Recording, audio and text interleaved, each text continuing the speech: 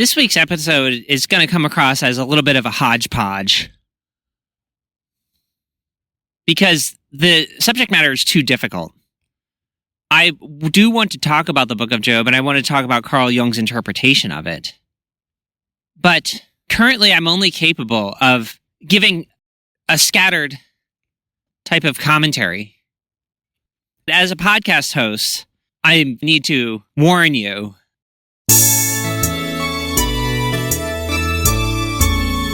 This is the Depth Mystic Community Podcast, episode 31.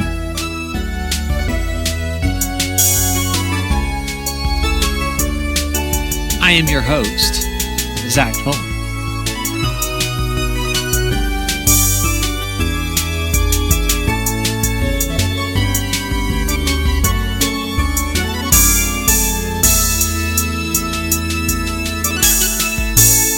And with me, as always, is Jungian Depth Mystic, Zach Toll.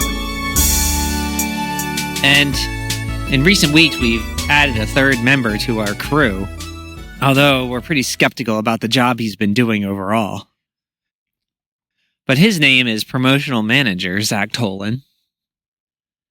I guess let's check with him first. So, Promotional Manager Zach Tolan, how is the promoting going? How is the promoting going? Oh, that's ugly. It's ugly for me to try to have to describe how my effort to promote this ministry is going. It's that good, is it? Promotional Manager Zach Tolan. It's that good. I'm thrilled to hear that it's going so well. But I'm not entirely surprised at your report. And so the first question pops up, therefore, do we keep talking about that? Or do we try to find something else to talk about? It's my job as host to have the thing ready that we're going to talk about as subject matter for the show. I mean, normally we have some idea. My job is to know what the show's about. And I guess all we can talk about, given that that's the case, is the fact that I don't know what it's about. Ha ha! You're blaming me as promotional manager for not doing any promotional management. But now I can blame you as podcast host for not having any subject matter. I mean, you're falling down just as much as I am, podcast host Zach Tolan. Yeah, maybe so. What do you have to say, Jungian Depth Mystic Zach Tolan? I think it's understandable. We're sort of like, a 3-man, 1-man crew. Kind of like the Catholic Trinity. 3 in 1. But given the situation we're dealing with, I actually sort of understand why both of you are failing. Given the big picture. And as a Jungian Depth Mystic, it is my job to know what the big picture is. So I see it from the highest possible perspective. It might also be my job to see it from the lowest possible perspective. I am, after all, a depth mystic. The highest and the lowest. The yang and the yin. I see it from both. And right now, I'm not angry. I'm not angry at either of you for failing in your task. Because for whatever reason, I get it and I understand. Well, that's very forgiving of you, Jungian Depth Mystic Zach Tolan. We can have either disappointment and anger or acceptance and forgiveness. And for whatever reason, clearly, right now, you are in an accepting and forgiving mood, which we appreciate. Why don't we talk about the Book of Job? The Book of Job, as mystic, I can say that is a great topic and one that comes up in a lot of different cases. I think we can always talk about the Book of Job because it's so related to depth mysticism and Carl Jung and Goethe made it so. Or at least they pointed out the inherent truth. Okay, so as podcast host, I'm wondering, what gives you the right to even talk about the Book of Job? It's one of the most respected books of the Old Testament. And I have this tendency to think that biblical scholars are more authorized to bring up the subject matter. You may be a fully trained depth mystic, but that doesn't mean you're the best scholar in the world. And thereby, maybe your understanding of Job is inherently limited by your lack of scholarship and consultation with other people who have a greater interest, such as religious Jews and such. So, what gives you the right to talk about it? Okay, well, you're changing the topic. Asking what gives a person a right to talk about anything is different from talking about that thing. Yeah, but I'm just accommodating the skepticism that I can anticipate in the average listener thinking about how you can just talk about the Book of Job, you not being a scholar in the original text whatsoever. Well, I think Job is relevant philosophically. It's an important story and philosophical inquiry, regardless of its historical background. What gives anyone the right to talk about anything? And the answer is because they want to. They feel like they have something to say. Or maybe they don't. Maybe they just want to talk. As a depth mystic, let me point out that the question of what gives a person a right to speak is actually raised in the Book of Job. God appears at the end and insults Job, saying, "Who dares to speak without wisdom? Who darkens counsel without insight?" Not sure we know what translation to use, but the basic idea is, what right do you have to speak about such matters?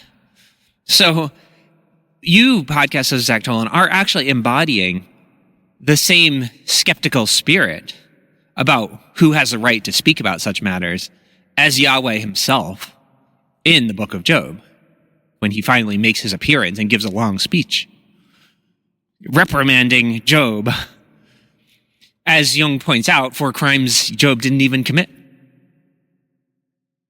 And that alone is a good reason that I think entitles anyone who's considerate to reference the Book of Job in such context.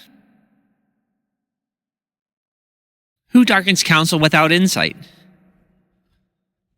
Well, okay, yeah, I guess I am playing the role of Yahweh in my skepticism about you darkening counsel without insight. How dare you even speak of the Book of Job? You're nothing. You're nobody. You're not a scholar. You're not a religious figure.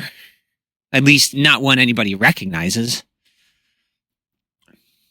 Maybe that's why I wanted to talk about the Book of Job.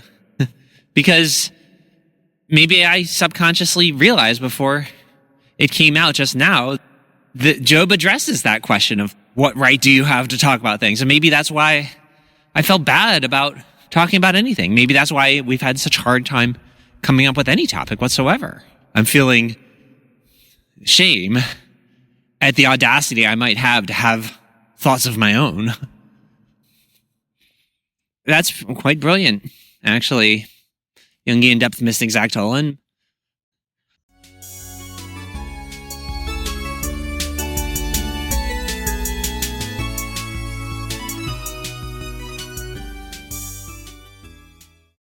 I've been thinking about something that happens in the Book of Job. It's like a psychological drama where things happen, and yet the reason why they happened is not clear. And the fact that they don't happen for a good reason is the essence of the book. For Carl Jung, the Book of Job is the essential precursor to the Christian religion. The events of Christianity are the outcome of the drama that was started by the book of Job. And I guess if we have to identify the most important philosophical contribution of monotheism, we might find it there. Because Jung says that this God, the God of the Old Testament, he has a kind of insecurity that distinguishes him from all the pagan gods. And it's this insecurity that causes people to take more interest in him and lose interest in the pagan gods as Christianity unfolded. Wow, that's pretty blasphemous, maybe. Like, you're telling me God is the one who's not so sure of himself, rather than regular people being the ones who are sinners? Yeah, that is what Jung suggests. That's somewhat of the reverse of what I think a lot of people think of when they think of the monotheistic God, whether it's the Old Testament Jewish God or the New Testament Christian God or the Quranic Muslim God. I mean, people are always offering praise to God and giving him credit for knowing everything and being in total control of everything. And you're saying something like the opposite of that. Yeah, the old Zeus or Jupiter, the ancient pagan gods, they were also totally in control of everything. But they lost favor. They got replaced.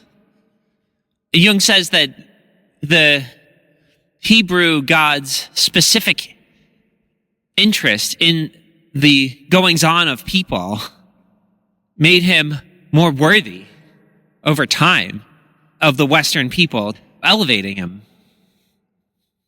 He says that the other gods, the general tone is that they might not have created the universe, but they ruled over the universe and did it too passively without a sufficient interest in the goings-on of people.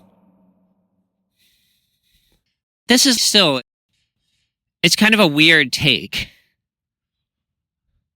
Well, yeah, Jung's take is, I guess you would call it a 20th century perspective on the situation, which is introducing something that in prior centuries would probably have been too scandalous to even consider.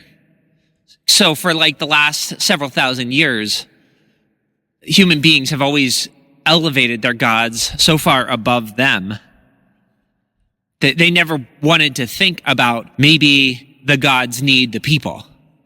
Maybe God needs people. And this is what Jung is emphasizing, is this other thing where instead of always being sort of in awe of the power of nature or of the forces outside of the universe and not giving credit to human consciousness, that this monotheistic God in particular, in the way it evolved in Christianity, has an extensive interest in people. And the question is, what for? This still seems like a rather alien reframing of the existing ways that we understand things. Now, some people don't even believe in God. What do you say to those people who aren't even interested in this type of thing? Well, people have always had religion, and it may or may not have been voluntary. They may have always involuntarily believed in many things. And we could call these things religion.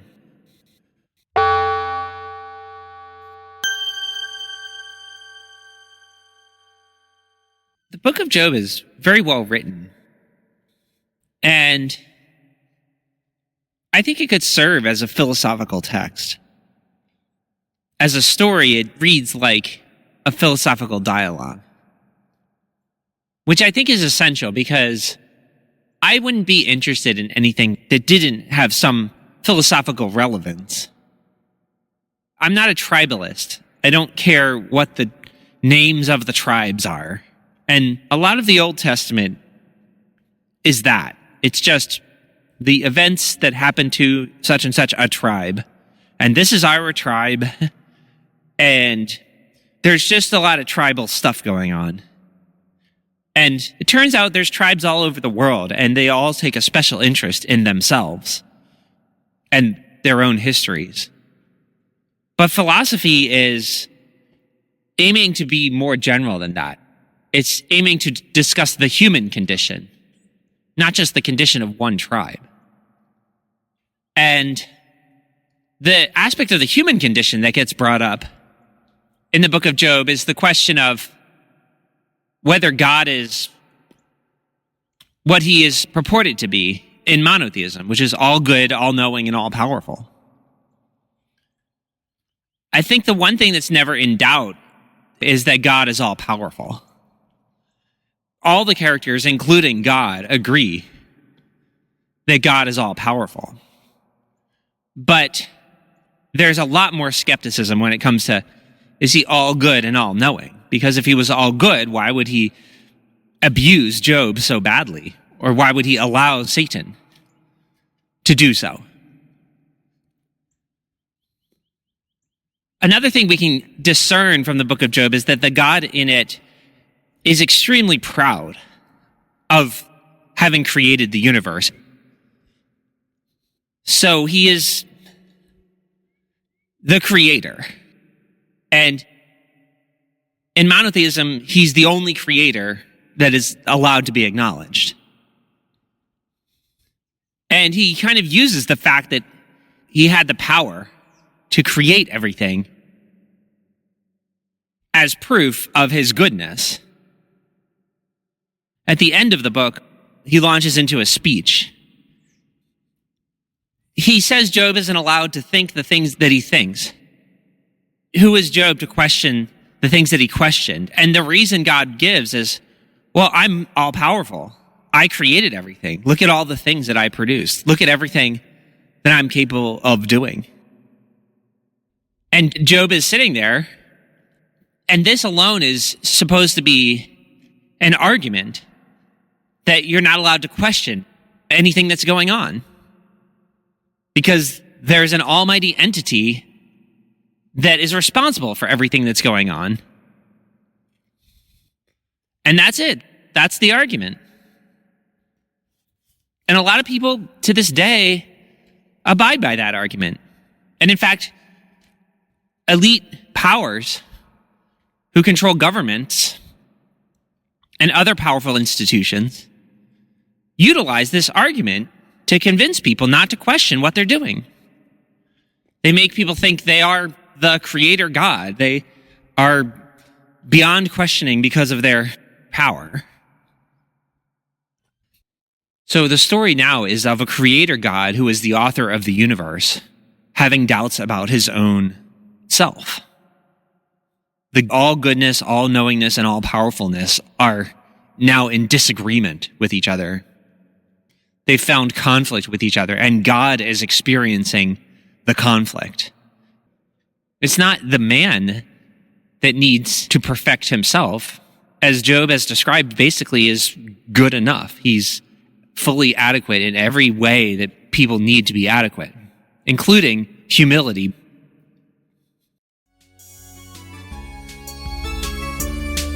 That'll do it for this week.